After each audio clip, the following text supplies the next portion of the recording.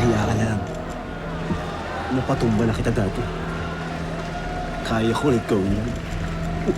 Napagbigyan ka lang. Kaya nga ngayon pinagbibigyan ka, matras ka na. Ano kung bakit? Wala naman talagang puwang dito ang mga katulad mo. Katulad mo. Bakla. Gago ka! Ano?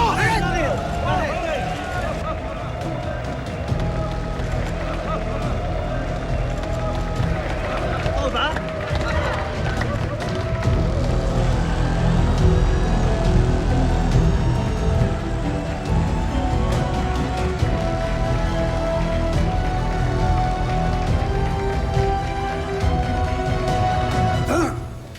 Kaya, ano ka ba? Hindi ka ba nag-iisip? Gusto mo bang ma-disqualify? Ha? Sensya na pa. Noy, ano ba kasing nangyari? Ano ba sinabi sa'yo? At bakit ka napikon? Tungkol ba sa bayan? Ha?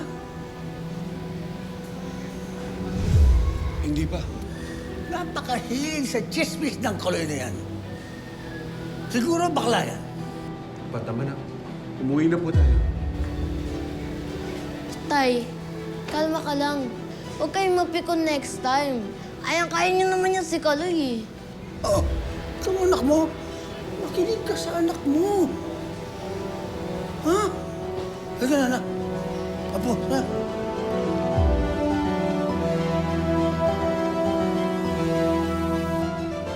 Sigurado ka ba? Wala ka ibang sinabihan? Nonoy, ilang beses ka bang sasabihin sa'yo, ha? Wala nga akong pinagsabihan. Dapat lang. Hindi pwedeng lumabas to. Ikakasira ko to tsaka ng pamilya ko. Noy, sino yung kausap mo? Ano yung hindi pwedeng lumabas na makakasira sa pamilya mo? Hindi, kaibigan ko. Hindi naman importante yan eh.